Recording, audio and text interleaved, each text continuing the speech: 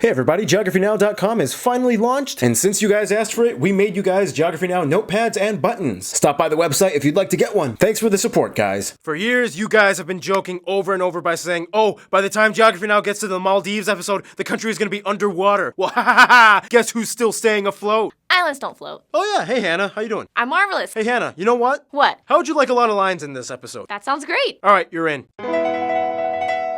It's time to learn geography. Now! Hey everybody, I'm your host Barbs. Today we are covering the world's lowest country and one of the top tourist destinations in the world. There's more to this place than honeymoon bungalows on beaches. There's a story and culture behind this place. So let's dive into it. Hannah, that's your cue. Okay, when I say a bad pun, you just go slap. Okay, ready? Go. Oh! I think you're getting the hang of this. If you look at the Maldives from space, it has a funny shape, almost like little polka dots in the middle of the ocean. First of all, the country is located in the Indian Ocean, right at the confluence of the Arabian Sea, just below India. It is made up of 26 vertical atolls, north to south, and each atoll has a number of small islands and islets and sandbars, about 1,200 to be exact. However, only 185 of them are inhabited. The country is divided into 19 administrative divisions and 2 administrative city councils, the capital Male, where nearly a quarter of the entire population lives, and the city of Adu in the south. Most of the islands on the atoll are incredibly small, and the largest one being Gan Island, being only 8 kilometers long and 3.4 kilometers wide. At only about 115 square miles or 300 square kilometers, this makes the Maldives the smallest country in Asia by land area. However, keep in mind though, if we include water territory, the country takes up a space of about 35,000 square miles or 90,000 square kilometers, which is over 99% of their territory. After the capital city Male, the largest cities are Adu City and Fuvahmulah, both in the south, and they're the only parts of the country that are south of the equator, Adu having the longest road in the country at 14 kilometers long, connecting the various islands together over the reefs. The capital Male in itself is only about 6 square kilometers in land area, but it's also incredibly densely packed. Like literally an aerial view makes it look almost like downtown Tokyo. If you fly to this country, 9 times out of 10, you will most likely arrive at Male's Velana International, which is on a completely separate island, Huhule. It's a Brazilian inside joke. For the longest time, the only way you could transport yourself to the city was by taking a water taxi or ferry, which could cost travelers another extra fee upon arrival.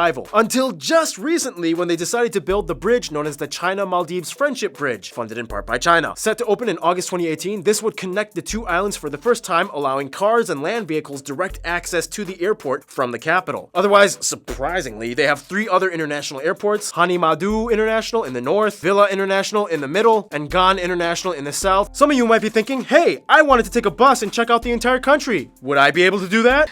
No. Well, why is that, Hannah? Well, let's just address the obvious. The Maldives is not exactly a backpacker's country. Everything is separated by water, and unless you own your own boat or seaplane, chances are you need to hire one, which will cost an extra couple hundreds or thousands of dollars. And unless you know a local that is willing to let you stay at their house and give you the best hookups, chances are you'll be paying an additional hundreds to thousands of dollars for accommodations. This is why the Maldives is famous for being a honeymoon destination. About 1 million people visit a year and usually rent out the famous Maldivian luxury water bungalows that can go anywhere from about $500 to $2,000 a night. Usually they come complete with glass floors to view the water below, top-of-the-line furniture, jacuzzis, Wi-Fi, air conditioning, gourmet meals, and even pools. Wait, I don't understand. You can literally dive into the beautiful ocean from your bungalow. Why would you need another pool? Well, think about it. Why would you construct an extra bathroom in your house? Well, because if I don't want to use the first one, and also it kind of appreciates the value. Yep. Although most major inhabited atolls do have luxury resorts, the Maldives is so much more than that. And I would say if you want the truest Maldivian experience, you have to sail or fly to a local island run and inhabited only by the locals with no bungalows. That's right, Hannah. Islands like Vadu or Fioari with thick palm forests, the streets of Didu in the north, where you can watch local kids play soccer at the sports field. Oh, and what's this place? Kalaidu? It's pretty big and spacious with a nice lagoon, but no major resorts? It looks like you just searched Google Earth and chose any random secluded island. Yep, that's exactly what I did. And get back to work, Ken. Otherwise, Hannah, how would you like to mention the top notable sites? I would. Male's Friday Mosque and the Golden Dome Huhumale Mosque, the Tsunami Monument, the President's House, the Victory Monument, Republic Square, the historic battleground of the Utimo Ganduvaru, the damaged Buddhist stupas, the Vashoveo Pool, and if you're curious, you can stop by this island where they throw all their trash. But yeah, other than that, every notable site is like a luxury bungalow villa. So now we're gonna try to give you some real good native Maldivian stuff. Luckily, nature does not disappoint. Let's discuss that.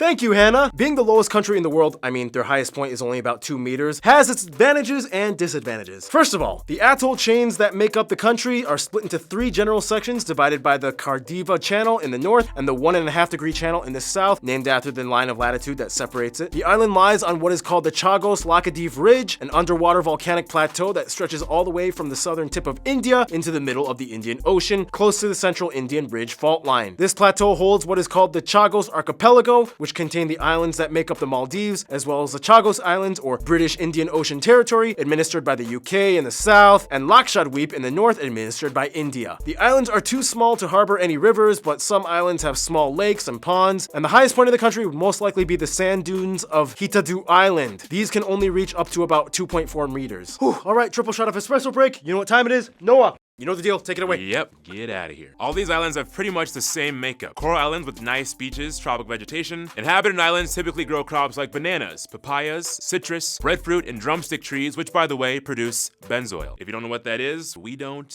either. We just report it. Only about 10% of the actual land is cultivated for crops due to the poor, highly alkaline soil and permeation of salt water into the fresh groundwater deposits. This causes a problem, as most of the residents depend on ground or rainwater for drinking purposes. Otherwise, when it comes to flora and fauna, the Maldives is about going down under water. The reefs in themselves contain nearly 200 species of coral, 1,100 species of fish, 3 species of sea turtle, 12 species of whales and dolphins, and 145 crab species. You can even feed stingrays or see bioluminescent plankton wash up on the shores, lighting up the beaches on certain islands if you're lucky. No surprise, the Maldives is a huge seafood country. Their favorite fish being the skipjack tuna, and they love cooking up yellowfin, which is actually one of their national animals in addition to the white-breasted water hen. That being said, the majority of food products must be imported, as they cannot sustain their entire populace, let alone visitors, based off limited resources that they have. Speaking of the populace,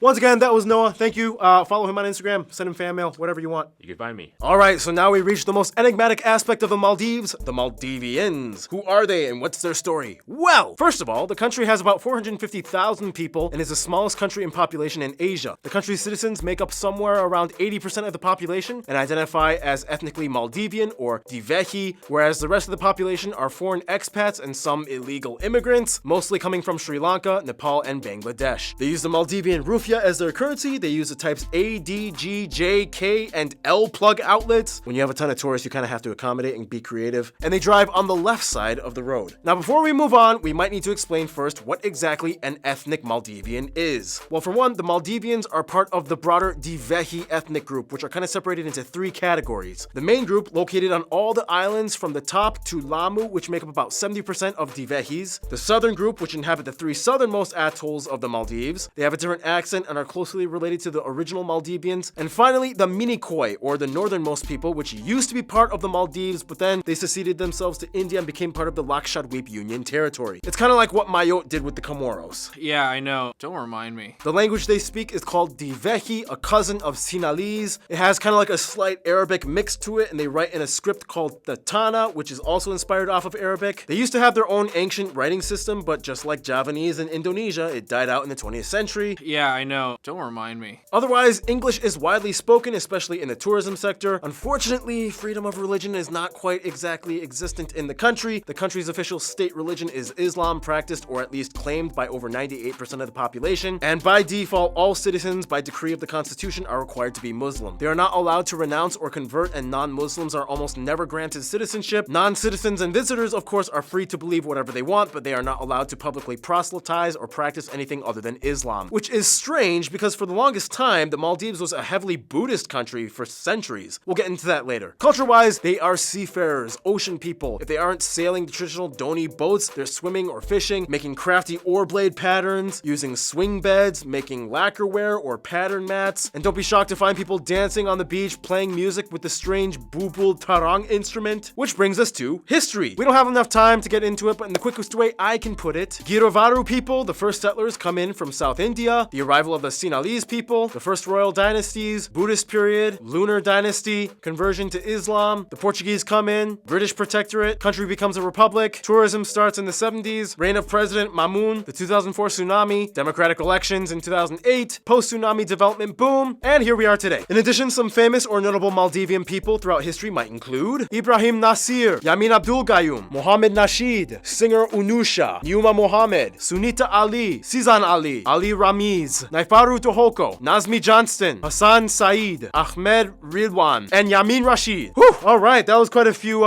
interestingly pronounced names. Let's move on to the friend zone. Now, the Maldives is a high tourism country, but they are also a very high diplomatic country as well. The UK is probably the closest European friend, as they still hold ties from being a British protectorate. However, things got a little weird after they decided to leave the Commonwealth. With India, it's complicated because in the past, they have accused India of interfering in their affairs, and India has shown bitterness in the past with them doing things like declining the renewal of Indian visas and reaching out to Pakistan. Nonetheless, India is still a huge player in aid and support, and as much as they disagree, India has to kind of strategize their diplomacy before China gets too cozy with them, especially after building that bridge. The UAE and Singapore are like the superhero friends that they look up to. They are the biggest import partners, and they really aspire to become something like them. You know, a nation limited in space and resources, yet diversified and thriving economically. They always watch them and take notes. When it comes to their best friends, however, most Maldivians I have talked to have said probably Sri Lanka. The two countries have a long history and shared culture. They both speak similar languages. The Sri Lankan military trains theirs. Many tours to the Maldives are also dependent on them as they operate in joint packages. And after the 2004 tsunami, Sri Lanka was one of the first friends to jump in and help them. In conclusion, the Maldives is like the lowest nation in the world, but they also kind of literally personify this saying that when you reach the bottom, there's only one way left to go. Stay tuned, Mali is coming up next.